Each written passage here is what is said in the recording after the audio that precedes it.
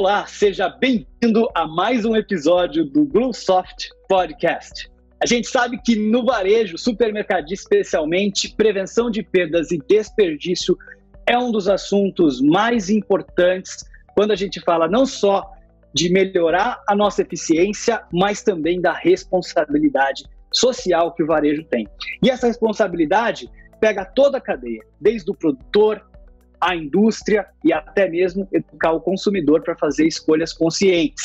E é por isso que hoje a gente traz aqui para você, nesse último episódio do ano de 2020 do Bluesoft Podcast, um grande especialista em prevenção de perdas e desperdícios. Então fica com a gente para conhecer o nosso convidado.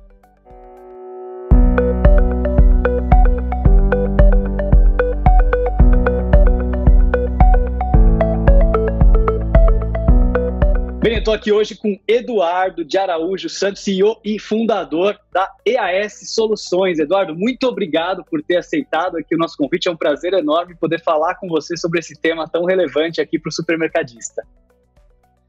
André, inicialmente queria agradecer aí a oportunidade, prazer é meu estar com você. Queria também parabenizar você pelo trabalho, tem acompanhado aí as lives e o material todo que você tem publicado, muito importante isso, né, nesse momento. Estou à disposição.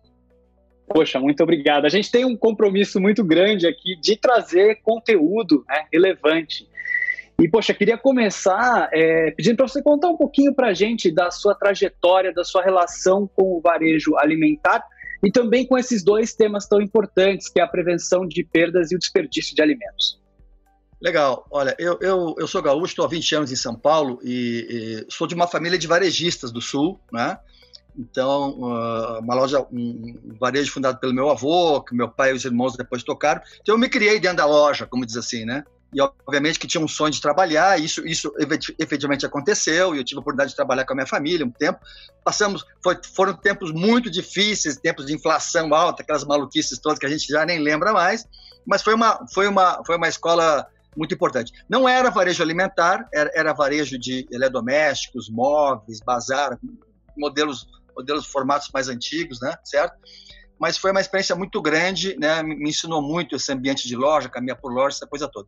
A empresa operou até meados dos anos 90, né, como tantas outras aí no país, e eu já tinha estado em São Paulo fazendo GV, voltei a Porto Alegre, depois acabei voltando para cá, vim para a consultoria, né?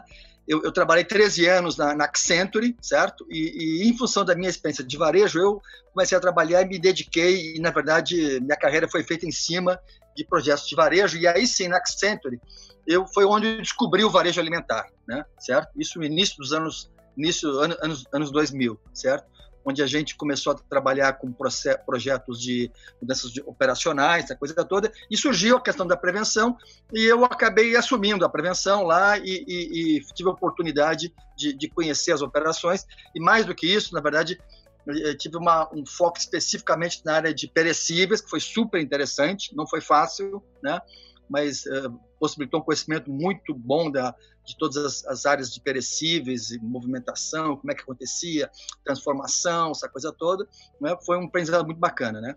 A partir daí, a consultoria me propiciou participar de eventos internacionais na área de prevenção, contato com equipes internacionais, e eu acabei desenvolvendo assim, um gosto muito grande pelo tema, né?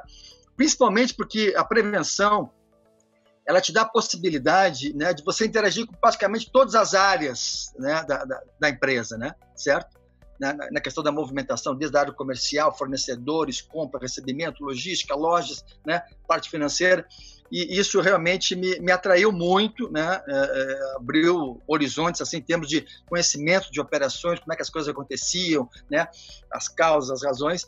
E eu acabei me aprofundando, e durante alguns anos eu liderei aí os projetos de prevenção na Accenture, né?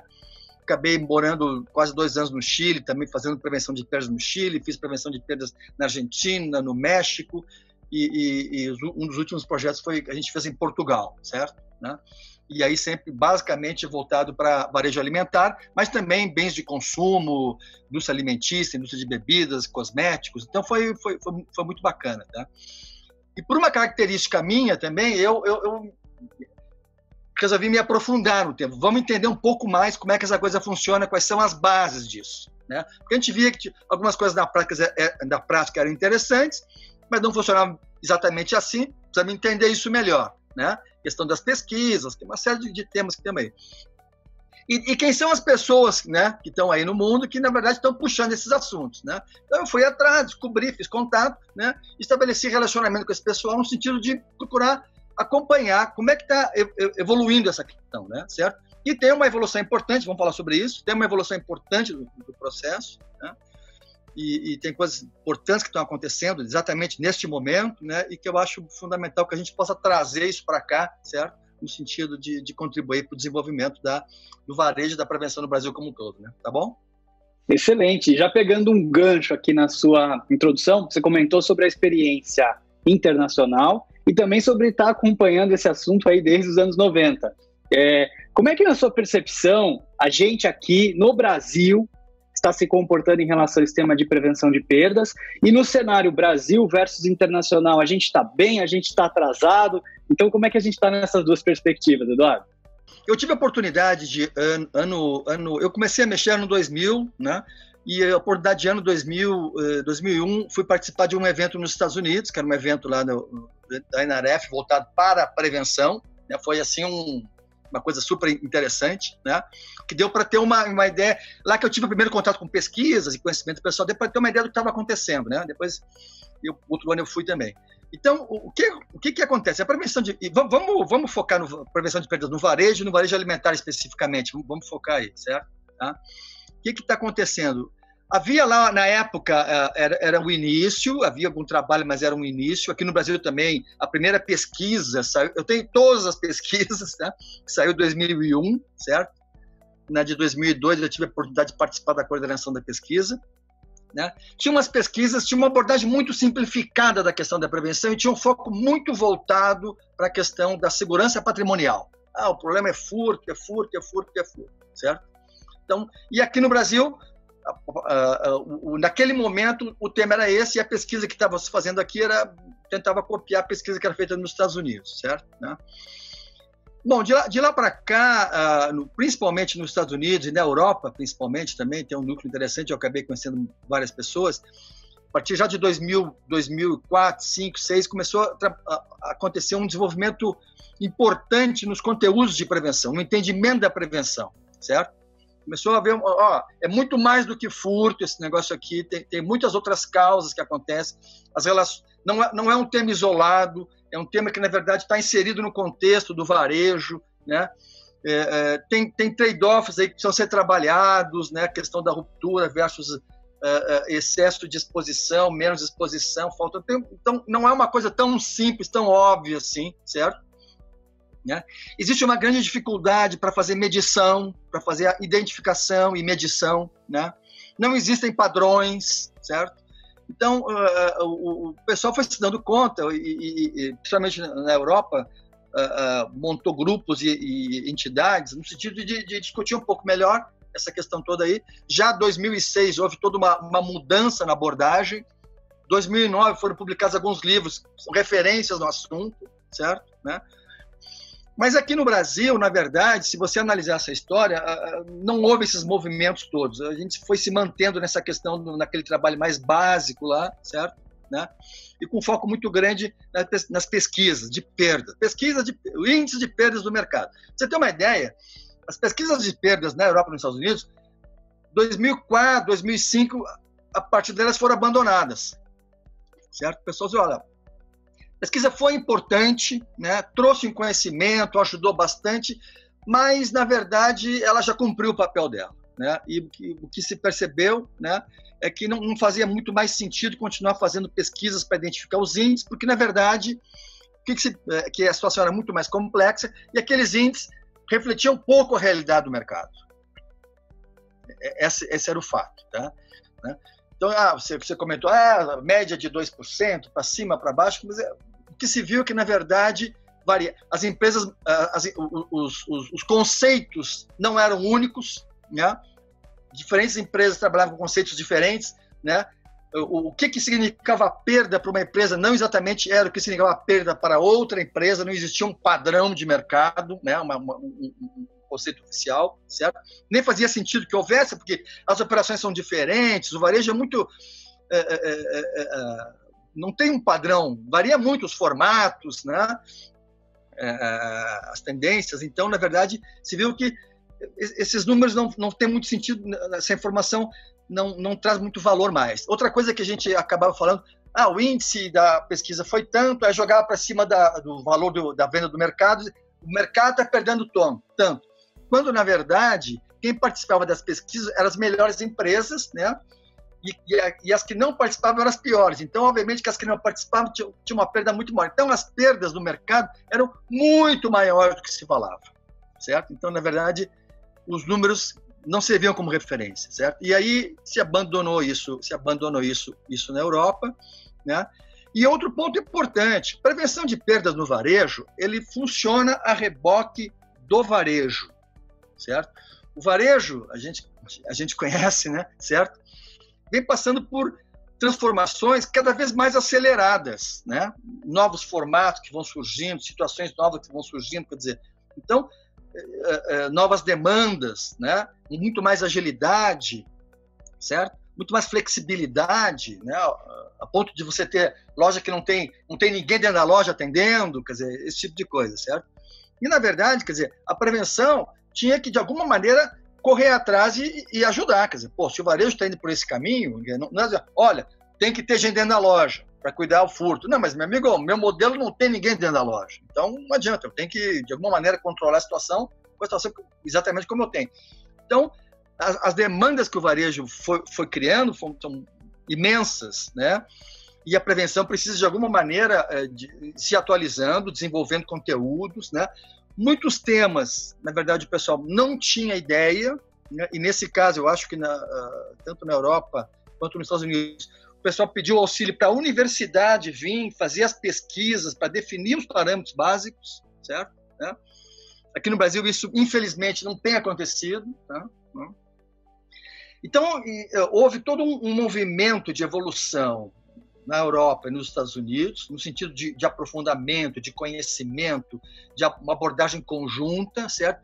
Que aqui no Brasil acabou não acontecendo. Aqui no Brasil acabou não acontecendo, a gente acabou ficando naquele foco do o índice de perda, o índice de perda, o índice de perda, o índice de perda, e estamos nesse foco até hoje, tá?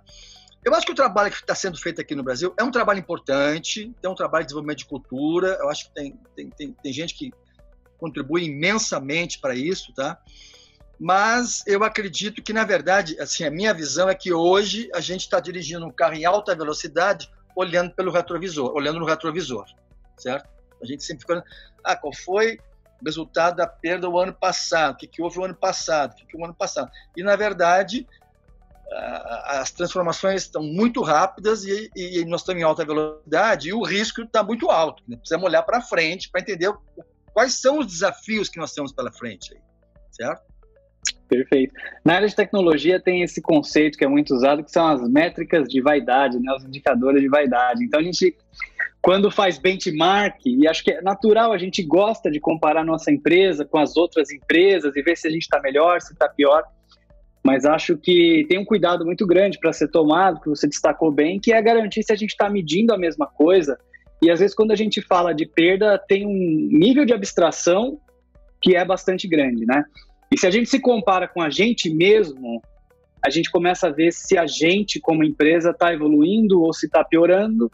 E se a gente está garantindo que a gente melhora sempre, chances são que a gente vai chegar talvez a ser uma grande referência em algum momento, né? É um método japonês ali da melhoria contínua. Mas só para pegar o gancho do que você estava falando, Eduardo, como é que fica a questão de a gente conseguir, de alguma maneira, entender melhor dentro da nossa empresa, né? Por que a gente está perdendo? Aonde que a gente está perdendo? Como é que a gente identifica isso? Eu acho que esse é o ponto interessante. Esse é o ponto interessante, assim. O pessoal fala, qual é o benchmark externo? Esquece o benchmark externo, né? Foca na tua operação, né? A tua operação é uma operação única. O varejo não existe dois varejos iguais. Mas é supermercado igual. Não é igual, é diferente, certo? São fornecedores diferentes, lojas diferentes, então foca na tua operação, estabelece um padrão de medição para a tua operação e faz teu benchmark ao longo do tempo. Como é que eu fui evoluindo ao longo dos anos, né? Porque digamos que você tem uma rede ou 2 lojas, né? Que trabalham com os mesmos fornecedores, com os mesmos produtos, com a mesma liderança, né? E tem resultados diferentes. Por que elas têm resultados diferentes? Pô, vamos entender. Você já começa a estabelecer um benchmark interno e você já começa a identificar as boas práticas tuas internas, certo? Né? Então, eu acho que é importante você defina, e acho que esse é um desafio, que é a questão de trabalhar na tipologia das perdas. Estamos falando de que perdas? Isso tem evoluído. No início, havia 4, 5 tipos de perdas documentadas. Hoje são mais de 30, 40 tipos de perdas documentadas. Só na área de diferenças de inventário, certo? Né?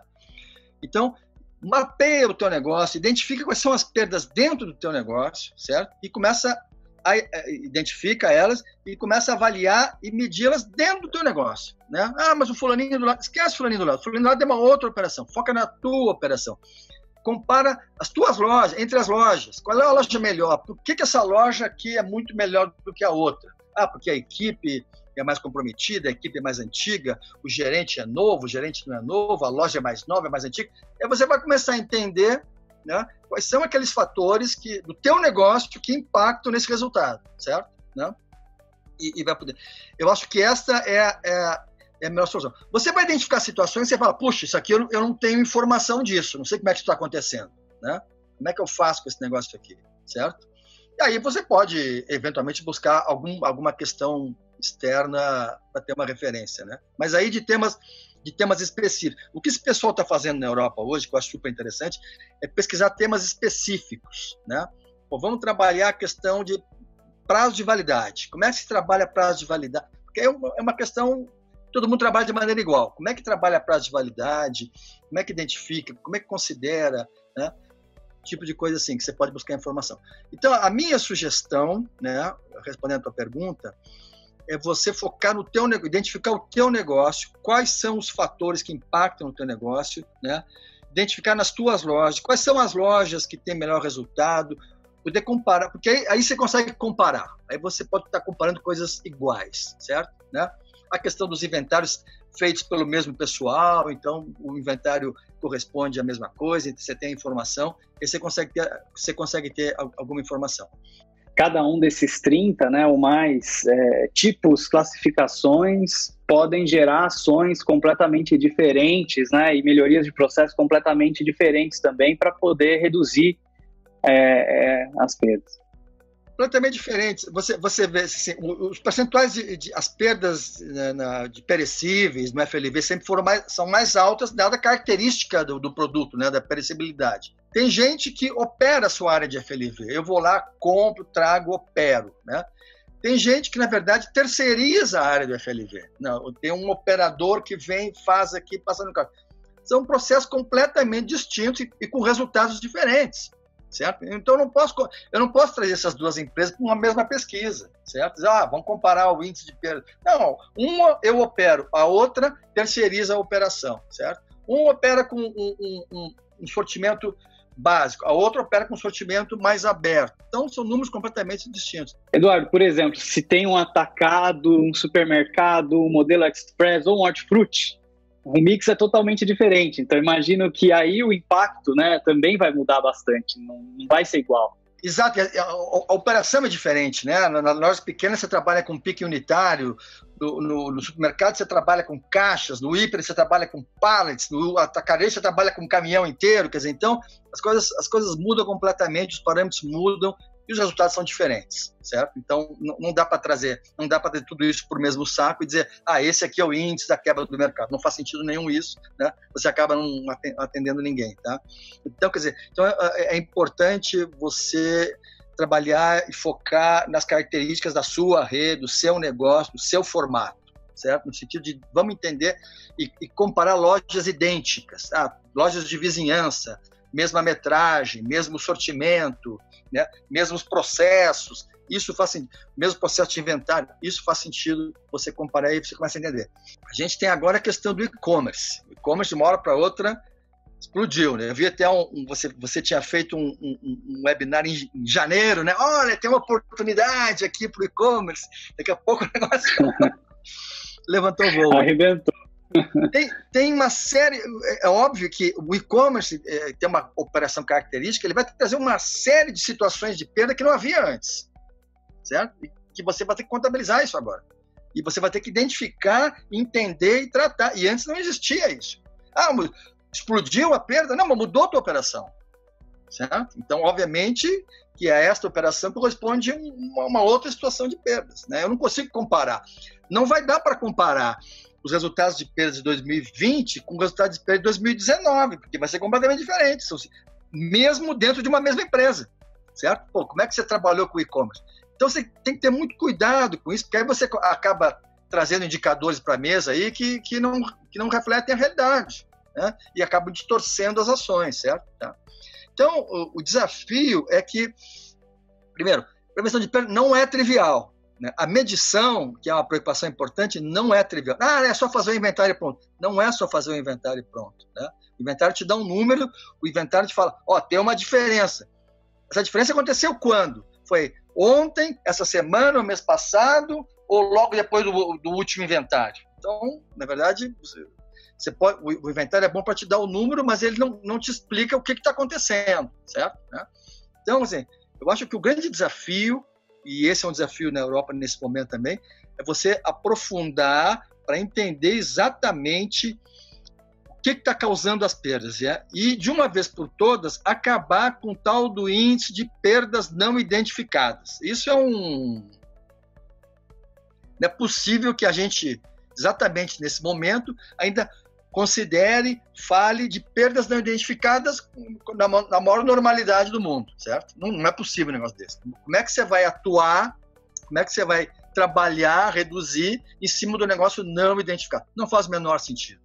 Certo? Não faz o menor sentido. Né? As últimas pesquisas aí mostram que mais de 30% das perdas, em geral, são perdas não identificadas. Então, isso desqualifica completamente o trabalho, certo? Tá? Então, na verdade, o desafio é entender exatamente o que está acontecendo. Né? Outro ponto importante, vou trazer para você, o furto interno, furto externo, não, o furto é 15, furto é 30, furto é 20. São estimativas sem nenhuma base, certo? Porque, na verdade, você acaba usando essas estimativas para tomar decisões e fazer investimentos, e, na verdade, você está tomando investimento numa base que não é verdade. Aproveitando que a gente está falando, né, de identificar, de conseguir entender as causas, né, tem dois temas bem relevantes, a gente já começou falando deles dois, que é, além da prevenção de perdas, a questão do desperdício. Como é que você vê, né, como é que você entende que essas duas coisas têm que ser tratadas dentro do supermercado, né? São a mesma coisa, são coisas diferentes? Como é que o supermercadista deve enxergar para que ele possa melhorar esses dois temas em paralelo? Primeiro, tem uma confusão grande aí com relação a perdas, quebras e desperdício. Tá? Normalmente, perdas o pessoal usa para que não alimentos, quebras é a perda identificada, né? E o desperdício está voando um pouco aí. Quer dizer, vamos tentar qualificar isso melhor, certo? Né? A perda, qual é o conceito de perda que vamos utilizar? Eu gosto de utilizar um conceito, né? Tem outros tantos, né? Perda são aqueles produtos que eu compro para revender, né? E por alguma razão eu não consigo revendê-los, certo? Ou porque não entraram na minha empresa, ou porque sumiram lá no meio do caminho, ou porque perderam a sua condição de venda, quebrou, estragou, venceu. Então eu comprei para revender e não consegui revender. Então esse é um dos conceitos de perda, certo? Agora, se você falar de alimentos, né, tem os prazos de validade, que essa é uma outra questão, né? O FLV não tem prazo de validade, mas tem a aparência, o frescor, essa coisa toda. O alimento, ele foi feito para ser utilizado como alimento humano. Então, o objetivo do alimento humano é esse, certo? Mesmo o produto que perdeu a condição de venda, ele está em condição de ser utilizado como o alimento ainda, certo? E tem um prazo específico que pode ser utilizado. Então, ele é doado, ele é utilizado, certo?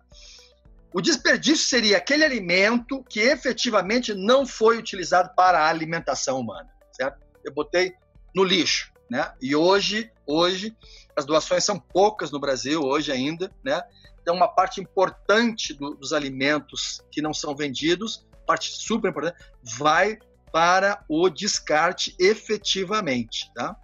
Então, tem situações aí de quantidades imensas, né, de alimento que não é aproveitado. Ah, mas vai para compostagem. Mas compostagem já é um uso secundário do alimento, certo?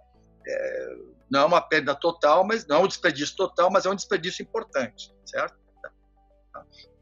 Então, quer dizer, e o desperdício de alimento, ele tem um impacto, ele é perverso, né? Porque ele dificulta o acesso ao alimento e ele encarece o alimento, né? Certo? Alguém está pagando esse negócio, certo? E a gente sabe que nessa cadeia toda só quem paga é o consumidor, né? Certo? Então hoje, na Europa, as grandes redes têm compromissos importantes, tem um disclosure muito bacana, tem compromissos importantes com relação ao desperdício. Assim, olha, por ano eu estou desperdiçando tantas mil refeições e eu tenho um compromisso de que no ano tal eu estarei desperdiçando 50% a menos, 60%, 100% a menos. Já tem redes se comprometendo, dizendo o seguinte: 2025 não vai ter mais descarte na minha loja, não tem mais lixo, certo? Todo o resíduo que sair será absolutamente encaminhado, que é aproveitado. Não tenho mais lixo na loja, certo? Né? Então, eu acho que esse é um desafio. E obviamente, quando eu estou focando no desperdício, eu volto na cadeia e falo, eu preciso reduzir as perdas, eu preciso trabalhar melhor a minha movimentação, eu preciso comprar melhor, eu preciso tratar melhor o meu fornecedor, certo? Né? Aí você começa a entender de maneira mais ampla isso, né? E para buscar o resultado, certo? Porque não adianta eu trabalhar, não adianta dizer, não, tem muitas vezes que você fala assim, você tem uma ação de contra o desperdício? Tem, eu faço doação, mas doação já é o 45 do segundo tempo, quer dizer, não tem mais o que fazer, certo? Né? Então, e mesmo assim a doação é muito pequena, né? Então, na verdade, o tema do desperdício tem um aspecto social importante e tem um aspecto também de você olhar para trás na cadeia, né? No sentido de como é que eu consigo efetivamente fazer com que a cadeia toda trabalhe na mesma direção, certo? Tá? Muito bom. Não, realmente a gente tem, inclusive, feito uma série de estudar as empresas de capital aberto. Começamos pelas americanas, fizemos algumas também, e o último que a gente gravou foi da Tesco, que é do Reino Unido. E um dos indicadores que eles colocam lá, justamente, é esse indicador de desperdício, e eles têm um compromisso, né, de redução. Na Bolsa de Valores dos Estados Unidos, eles criaram um ETF, né, um índice que só tem empresas que têm responsabilidade com o meio ambiente, responsabilidade social. Então, tem sido um tema muito forte para as empresas e que, inclusive, está sendo levado em consideração pelo mercado financeiro também, né? A empresa é mais eficiente e, ao mesmo tempo, também tem esse papel social que é super importante. Mas, Eduardo, o supermercadista que está ouvindo a gente falar e que ele tem a intenção de melhorar, né? Ele quer ter o orgulho, né, da empresa dele em relação a esses indicadores. O que ele pode começar a fazer para começar a caminhar e para começar a ter uma evolução nesse sentido? Bacana a pergunta, André. E veja só, não é questão do orgulho. Todo o trabalho que você fizer para reduzir perda, reduzir desperdício, ele vai ter um impacto super importante no frescor dos alimentos na sua loja. Isso é super importante. Onde você tem perdas controladas e menos desperdício, você tem produtos mais frescos na loja. Não esqueça que o que vai para o lixo, minutos atrás estava na gôndola, certo? Né? Então, é uma situação extrema, certo? Né? Então, trabalhar para reduzir perdas e desperdício é trabalhar para aumentar o frescor. Aumentar o frescor significa um impacto positivo nas vendas, né? Eu vou fazer um comentário rápido. Uma vez estava com uma grande rede aí e perguntei, aonde é que eu encontro o melhor FLV da companhia? Os caras ficaram me olhando, como assim o melhor FLV? Não, aquele FLV que você olha, aquela fruta que está bonita, está colorida, está perfumada, que chega a dar água na boca. Onde é que eu encontro? O pessoal ficou chorando. Eu falei, olha, eu sei onde eu não encontro. Eu sei onde eu não acho. Se eu for lá na gôndola, eu não vou encontrar. Onde é que está essa fruta? Chegamos à conclusão, depois de uma boa conversa, de que o melhor FLV da companhia estava sempre na retaguarda da loja, certo? Né? Acabou de chegar, está ali na plataforma, está sendo recebido, só que chega, o produto estava super fresco, estava bonito, aquele que vai vender direto, não é isso? Só que as gôndolas estavam cheias ainda com o produto de ontem, e já tinha passado a noite toda na gôndola. Dormido já está meio murcho. Eu não podia botar aquele produto fora, né? Eu não podia jogar por cima o produto bom também, certo? E se eu botar o produto bom por baixo, ele vai estragar. Então, eu tinha que esperar vender aquele para botar o produto bom na gôndola. Quando acabasse de vender aquele, o bom já tinha perdido o frescor. Então, na verdade, eu nunca conseguia ter o melhor produto, né? Isso é uma questão de gestão de estoques, é uma questão de alinhamento aí da cadeia no sentido de acertar o lead time, acertar os lead times, né? E o tempo de chegada do produto na gôndola. É uma questão operacional, não é uma questão de prevenção de perdas, é uma questão operacional. Isso tem um impacto fundamental na redução de perdas e tem um impacto super importante nas vendas, né? Certo? Então, quer dizer, a questão aí é você entender exatamente toda a tua cadeia de abastecimento, né? Entender a questão do shelf life, estou falando de produtos de FLV e outras coisas mais, certo?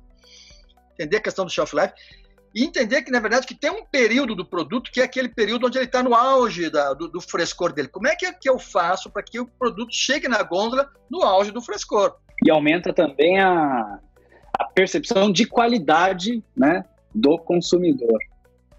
Claro, tem toda uma questão de fichas técnicas, né, medição, né, tem gente que faz um trabalho super interessante em termos de avaliação, doçura do produto, madurez, tem uma série de classificações. Isso é importante, a gente sempre trabalhou com suporte técnico, as companhias têm um suporte técnico importante com relação a você avaliar o produto, seja no açougue, seja no FLV, seja, né, perecível, no sentido de efetivamente ter uma ficha de produto, ter a classificação, certo? Como é que o produto foi avaliado, certo? Agora, a questão é aí uma questão logística, como é que eu faço aquele produto chegar no tempo certo na gôndola, né? Quer dizer, esse é o desafio. E aí, então, a gente está falando de perda, mas nós estamos falando de questão logística, de abastecimento, de frequência de abastecimento, de lead time, de tamanho de embalagem. Muitas vezes, se eu diminuo a embalagem, eu consigo, e aumento a frequência, eu consigo aumentar o frescor do produto na loja. Então, quer dizer, tem uma série de variáveis. E um outro ponto importante, tem um case agora bem recente, que é a questão do produtor, para trás, certo? Né? E aí que eu acho o tema que eu estava falando outro dia, que é o papel do varejo alimentar na questão das perdas na cadeia, certo? Né? Não é que tem a questão interna, mas o varejo tem a possibilidade de dar uma sinalizada para trás na cadeia, no sentido de, qual é a demanda que eu estou trabalhando, qual é a característica do produto que vai vender, quer dizer, no sentido de eu orientar para trás até o produtor, para que ele possa se preparar e fornecer de acordo com a necessidade, certo? Né? Eu ajudei uma pesquisadora de São Carlos, a Camila Moraes, fez um trabalho recente, muito interessante, aí, de tese de doutorado, e ela analisou essa relação entre supermercados e fornecedores com foco no FLV. E o que mais, no interior de São Paulo, pegou 3, 4 redes e fez uma análise, né? E o que mais os fornecedores reclamaram, eu não tenho a informação da demanda, certo? Eu sei o que eu mandei para ele, o quanto ele vendeu e o quanto ele não vendeu foi para o lixo, eu não sei, certo? Então, na verdade, existe uma oportunidade para troca de informação na cadeia, no sentido de você calibrar, ajustar a demanda, certo? Uma informação para trás, no sentido de ajustar a demanda, para que o produtor também possa se ajustar e aí você possa equilibrar o teu fluxo, né? Para que o produto chegue na gôndola no momento adequado, tá? Perfeito. É por isso que não é simples, né? Além de todos os desafios internos, né? Desde quando a gente recebe a mercadoria, a gente ainda tem que ter essa visão de como aumentar o giro de estoque, e isso só vai acontecer em colaboração lá com o produtor ou até mesmo com o fornecedor, né? A gente falou bastante de produtos que são muito perecíveis, como o FLV, mas a gente percebe também que tem oportunidade de melhoria por exemplo, em iogurtes, em produtos que são muitas vezes até um pouco menos perecíveis, né? Mas maiores, que dá para fazer um trabalho melhor, exatamente. Desde o recebimento de mercadorias, que pode ser, por exemplo, informada ali a data de entrada dos produtos para garantir que a gente está sempre pegando do estoque ou do CD aquele produto com a menor validade. E por incrível que pareça, isso é um erro que ainda acontece bastante no varejo. Então, às vezes você está empurrando para a loja aquele produto que acabou de chegar e tem o mais antigo ali que podia ser entregue primeiro. É uma questão de visibilidade, né? Quer dizer, qual é a idade do meu estoque? Quer dizer, quantos dias eu tenho, não tenho? Como é que eu estou consumindo? Quando é que esse produto está chegando na gôndola, certo? Então tem uma série de questões aí. Tem uma outra questão também que pega geral os alimentos, a questão do prazo de validade. Eu acho que é um tema que em algum momento vai ter que ser discutido no Brasil. A questão do prazo de validade, porque hoje, na verdade, a gente está descartando uma quantidade imensa de alimentos que estão absolutamente adequados para o consumo e por uma questão de prazo de validade eles estão sendo descartados, tá? Isso já foi superado em outros mercados, né? Você tem duas datas, conceitos diferentes, quer dizer, né? Best Before, que é a data que a gente trabalha, e o Expired, né? Certo? Aqui trabalhamos só com uma, quer dizer, isso é um ponto que tem que ser revisto, porque na verdade hoje a data de validade é definida assim de uma maneira, né? Você não sabe bem exatamente como é que é. Bom, não dá para alargar um pouquinho o prazo de validade? Veja bem, certo? Né? Porque você acaba levando para casa e vai ver na tua geladeira, tem muito produto que está vencido e você está consumindo tranquilamente, sem problema nenhum. Né? Certo? Então, eu acho Quem nunca tomou uma cervejinha vencida, né? O iogurte já passou alguns dias, mas se tiver na loja, o gerente é preso, mas na tua, né? Então, quer dizer, isso não é uma questão de prevenção, isso é uma questão logística, uma questão da indústria que tem que ser trabalhada. Então, para você ver como tem temas assim que são temas mais amplos, né, mais técnicos, certo? Que tem um impacto direto na questão das perdas e que requer uma abordagem mais estruturada e mais ampla do negócio. Né? Ao invés tem que envolver, nesse caso, inclusive regulamentação, legislação, né? Quer dizer, são temas mais difíceis que muitas vezes o supermercadista não consegue atuar, justamente por causa das autoridades que vão puni-lo se não trabalharem exatamente dentro dessas restrições, mas que são importantes até por uma causa humanitária, né? Dado o volume de desperdício que a gente tem, alguma coisa pode ser feita nesse sentido para reduzir também. Então, é o que eu estava comentando com você, quer dizer que tem situações, são temas importantes que estão aí, certo? E que precisam ser trabalhados e não adianta cada um trabalhar individualmente, tem que ser trabalhado de maneira mais ampla. Nesses temas, né, eu acho que as entidades poderiam ajudar muito mais do que estão ajudando no sentido de encontrar soluções para isso, né, certo? Tá? E esse prazo, só fazer um comentário rápido, André, essa questão do prazo de validade é um tema super importante que, nesse momento, na Europa, tem uma série de pilotos, né, para trabalhar essa questão de uma maneira mais evoluída. Tá? Então, você vê que tem situações que nem lá estão respondidas ainda, né? Dada a complexidade da questão, certo? Tá? Só para ter a informação. E essa questão da compra, né?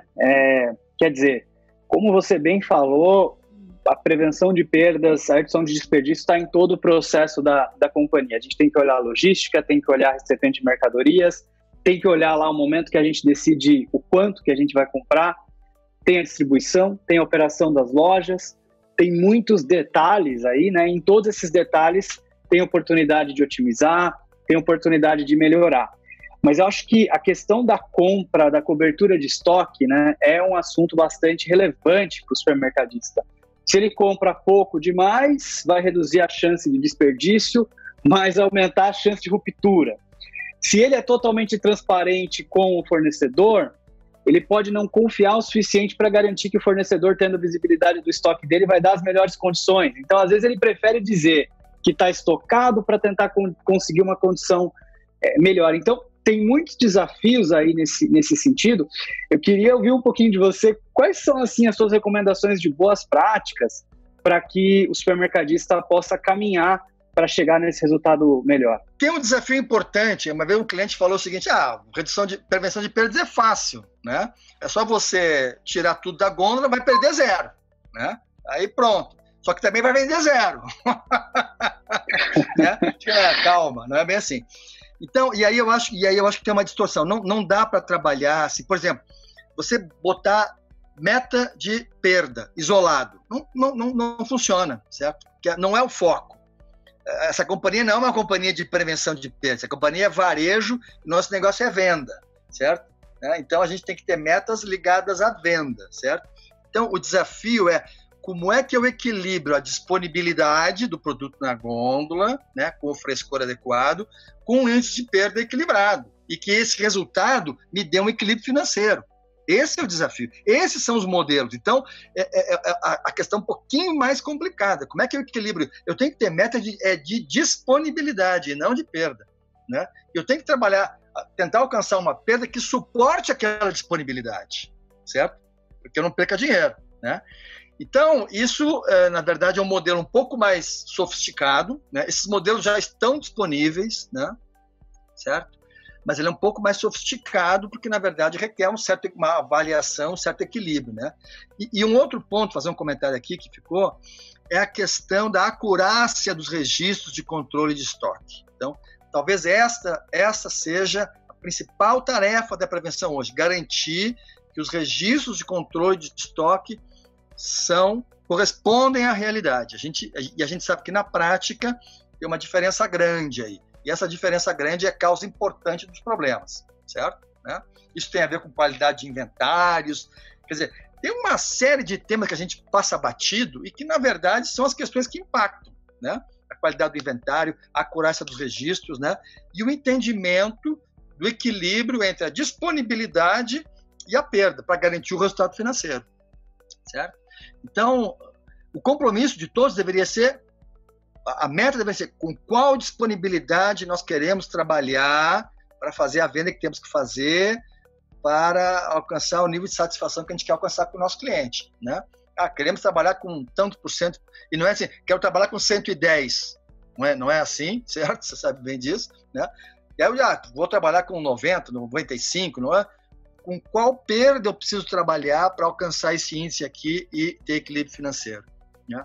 Então, para diferentes categorias dá para ter estratégias um pouco diferentes. Diferentes categorias dá para ter estratégias diferentes. Quer dizer, então, é um pouco mais sofisticado, né? Aí eu estou focando no quê? Estou focando na disponibilidade do meu cliente, no nível de serviço, no atendimento e no trazer resultado, certo?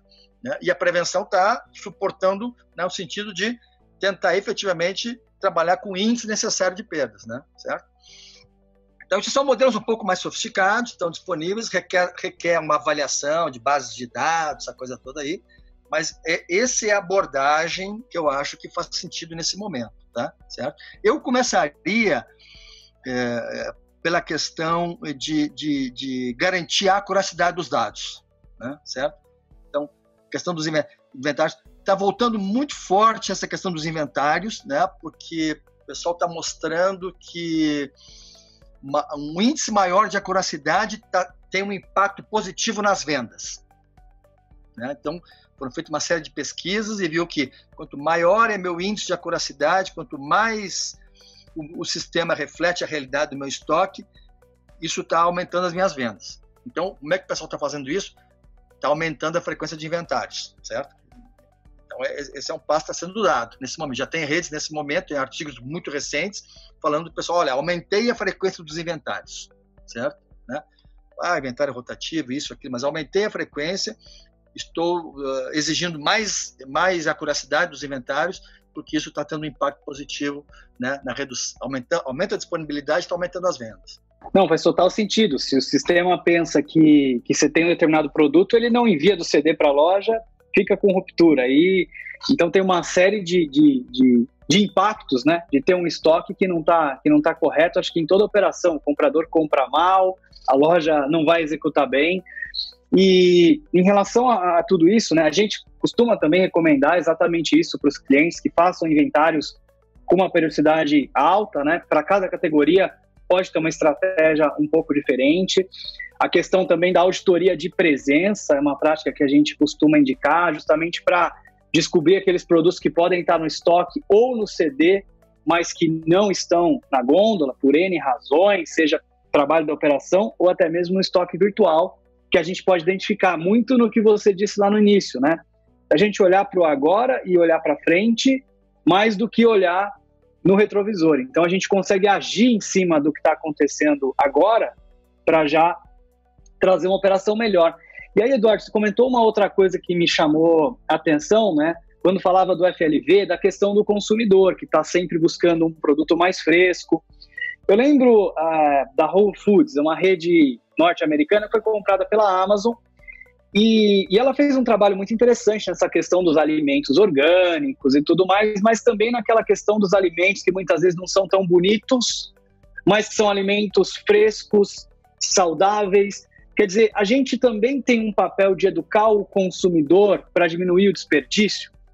Sem dúvida, isso é um negócio bacana e isso funciona, aquela coisa, não, mas o cliente, né? Não, mas a gente consegue de alguma maneira estabelecer um índice de o cliente confia no varejo, né? E começa a entender as coisas que o varejo estão falando, certo? Tá falando. Então essa questão das frutas não tão bonitas, mas com qualidade, é um negócio aí que está identificado, é um negócio pequeno ainda. Não, veja bem, deixa de lado. Mas é um espaço grande para ser avançado. Eu acho que tem um papel importante do varejo aí na orientação ao cliente. Na hora que o cliente perceber que as orientações que estão dando têm valor, né, são importantes. Por exemplo, tem algumas pesquisas que mostram, inclusive aqui no Brasil, trabalho super interessante, que as perdas nos lares, as perdas de produto nos lares é tão grande quanto as perdas no varejo, certo? Né? Então, o consumidor faz, cozinha, guarda e vai para o lixo, certo? Pô, não faz sentido esse negócio, certo? Né? Então, e aí a gente vê, tem problema de orientação, tem questão cultural a ser trabalhada, né? E tem uma questão também das ofertas, né? A questão do pague 2, leve 3, né? Você acaba induzindo o cliente a levar uma quantidade maior do que ele necessita, estou dando um preço bom, ou então o produto está no final do prazo de validade, você põe o preço lá embaixo para ele levar. Esse tipo de coisa, quer dizer, acaba aparentemente pode parecer uma oportunidade, mas ele acaba minando a confiança do cliente na rede, né? Pô, olha só, o cara está sempre com produto para vencer cheio aqui, quer dizer, né? Você fica preocupado, né? Aquela coisa, por que na tua loja o cliente vai lá e sempre mete a mão no fundo da gôndola para pegar o de trás? Porque ele sabe, esse sujeito sempre põe na frente aqui o produto que está para vencer e o bom está lá atrás. Isso quer dizer o quê? Isso é uma má gestão dos estoques, certo? Isso é uma... Porque se ele entender, não, sabe o que é? Esse cara aqui não adianta. Se eu pegar o de trás ou pegar o da frente, é sempre a mesma data. Então, o que ele vai fazer? Ele vai ficar tranquilo, vai pegar o da frente com toda a confiança. Não tem problema não. Então, esse pessoal aqui trabalha direitinho a questão do prazo de validade. Não tem esse problema. Não quer me enganar, não põe o bom lá atrás e põe o para vencer aqui na frente. Então você vê que são situações que a gente está acostumado a ver, mas são situações que, na verdade, é reflexo da tua operação, certo? Né? E isso tem um impacto no cliente, certo? O cliente percebe, certo? O teu funcionário percebe, né? Põe o que vai vencer, o mais novo põe atrás. Pô, mas o mais novo é o melhor de consumir, certo? É interessante, porque esse é um tema, geralmente quando a gente fala da cadeia, a gente começa no produtor ou na indústria e termina no varejo, né? E aqui a gente está falando que para reduzir desperdício a gente tem que chegar até o consumidor, a casa dele, conscientizar o consumidor, conscientizar o varejo também de ter as melhores práticas para que não haja essa desconfiança, né?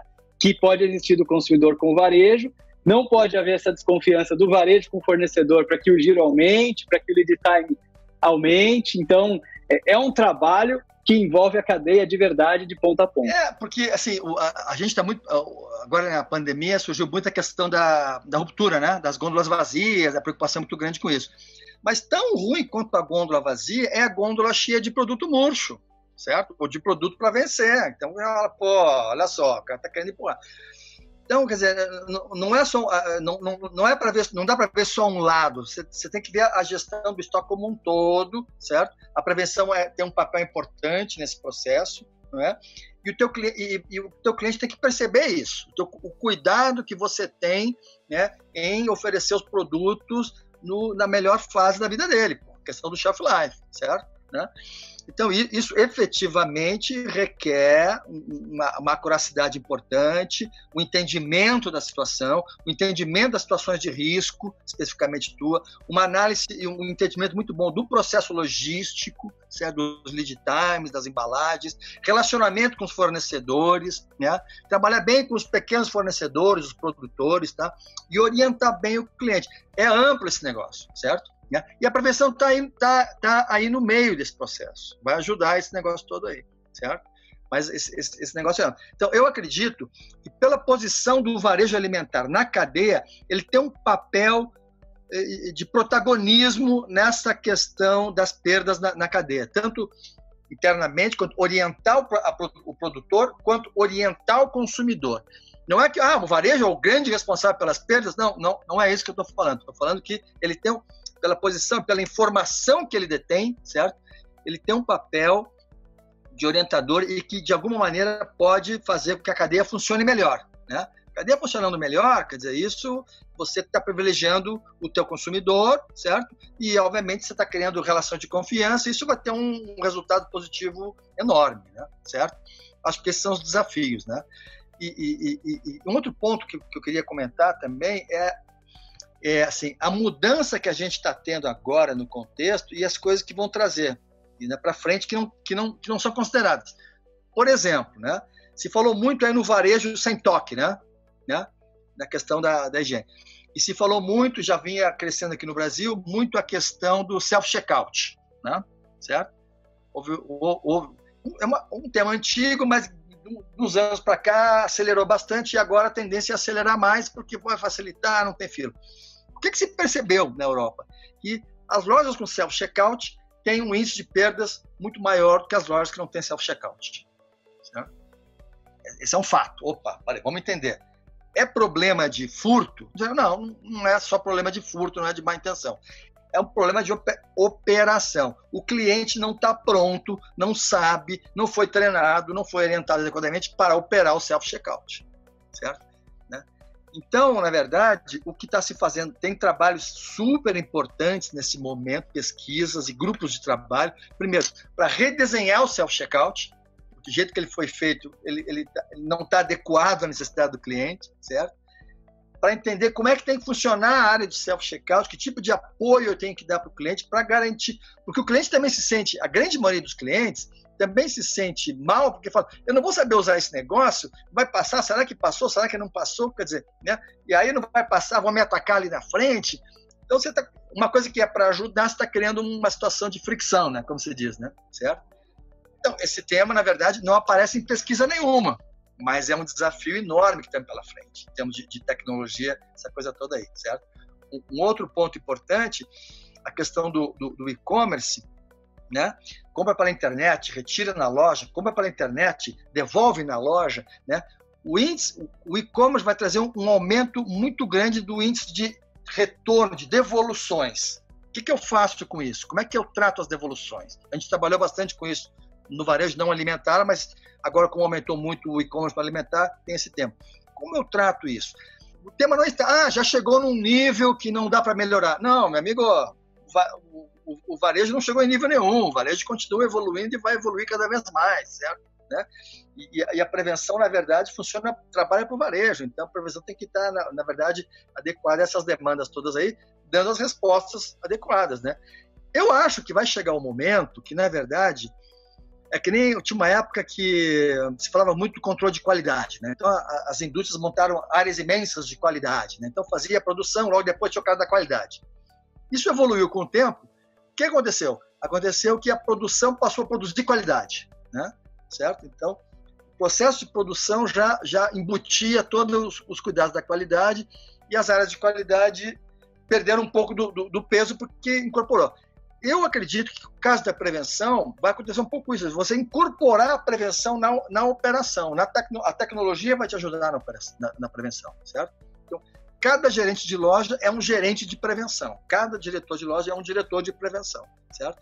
E a prevenção tem que estar embutida no processo e ela ocorre quase que o operador nem percebe, mas o que ele está fazendo é uma ação de prevenção, para que você efetivamente garanta, né, que os índices estejam dentro do que você precisa, né? Certo? Tá? Então, os desafios são enormes pela frente aí, certo? E eu acho que, na verdade, o que a gente precisa é aprofundar no entendimento desses desafios, né? E cada um mergulhar no seu negócio para entender quais são os desafios que eu tenho no meu negócio, dadas as características operacionais do meu negócio, né? Que não são as mesmas características operacionais de um Pão de Açúcar ou de um Carrefour da vida. É diferente, a minha rede é uma rede menor, uma rede regional, eu tenho fornecedores locais, então eu tenho outras demandas aqui. Então não adianta eu me pautar pelos índices deles, porque eu tenho as minhas características aqui, certo?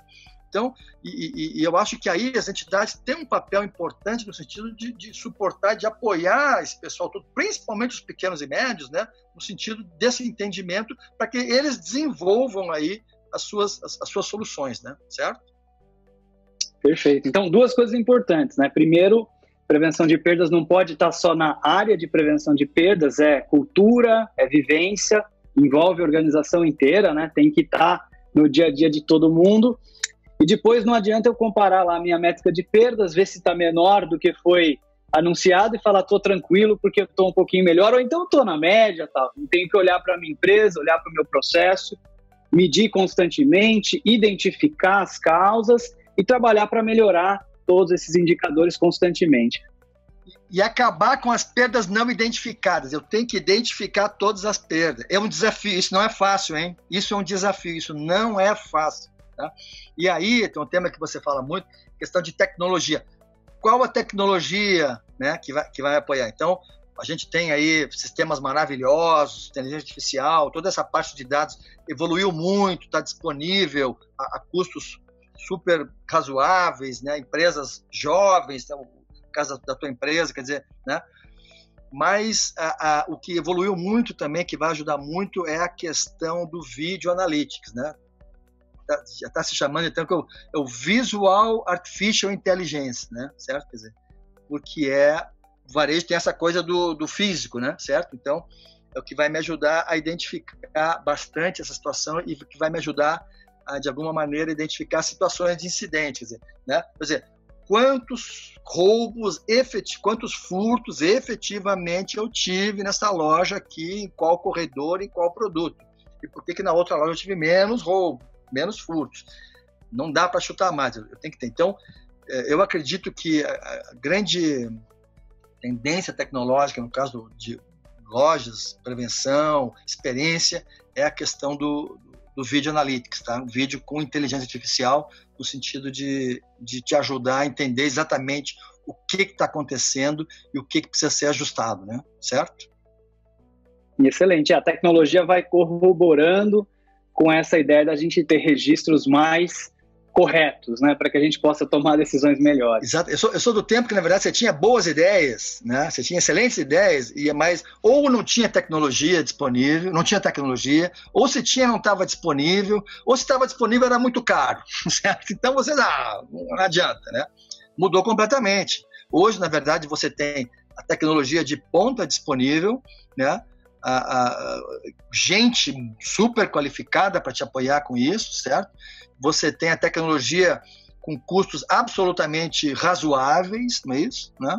Certo? Com possibilidade de se montar business cases muito positivos. O que está faltando efetivamente é um entendimento melhor do contexto e dizer como é que eu vou efetivamente usar isso a meu favor, certo? É aquela coisa da transformação digital. O principal é a transformação. O digital está disponível aí, certo? Né? Então, acho que esse é o desafio. Excelente. Acho que o futuro, a gente está bastante animado com o futuro, acho que tem grandes oportunidades aí de melhoria para o varejo, né? Não só com tecnologia, mas com tantos temas, com tantas coisas interessantes. Eu acho que é um momento de se aproveitar essas oportunidades para a gente construir empresas cada vez melhores. Eduardo, eu quero agradecer demais a sua participação, foi muito bacana nosso papo aqui, adorei conversar contigo, tenho certeza que todo mundo que está nos acompanhando aqui também gostou da nossa conversa. Queria pedir para você deixar as palavras finais e contar também para a gente como é que as pessoas podem descobrir mais sobre o seu trabalho, o trabalho da sua empresa, entrar em contato com vocês. André, eu queria agradecer a oportunidade, a conversa foi ótima. Queria agradecer também que eu acompanho teu trabalho, né, na BlueSoft, super bacana, né? Super interessante. E eu acho que fica um tema aí para uma próxima conversa, que é a questão aí da oportunidade para as retail techs, né, para as startups nesse contexto todo. Acho que, mas essa é uma outra situação, certo? Minha estratégia estabeleci para ser contactado através do LinkedIn, tá? Certo? Então, eu estou usando o LinkedIn como principal canal de comunicação aí, estou à disposição para trocar ideias, para conversar, não tem problema nenhum. Acima de tudo, sou um apaixonado pelo varejo e pelo tema da prevenção, certo? Né? E estou à disposição para trocar ideias, para trazer cases, para conversar a respeito, para fazer indicações, né? E o pessoal fica à vontade aí, porque eu estou à inteira disposição, tá bem? Queria agradecer mais uma vez aí. Excelente, Eduardo. Muito obrigado. Com certeza a gente marca aí um próximo papo sobre as startups, sobre as retail techs também, vai ser um prazer. Então, legal. Obrigado mais uma vez aí pela oportunidade, foi super bacana. E você que está nos assistindo, não esquece de deixar o seu like aqui no vídeo, compartilha com outras pessoas que podem se beneficiar desse conteúdo tão interessante que nós falamos aqui hoje, com outros supermercadistas, pessoas que trabalham no varejo. Acho que é uma mensagem muito boa que pode ajudar muita gente e muitas empresas. E se você estiver precisando de um RP moderno em nuvem, 100% web, conta com a gente aqui na BlueSoft. Nossa equipe comercial está à sua disposição, aguardando seu contato para que a gente possa demonstrar como a nossa tecnologia pode ajudar você e a sua empresa. Muito obrigado e até o próximo episódio.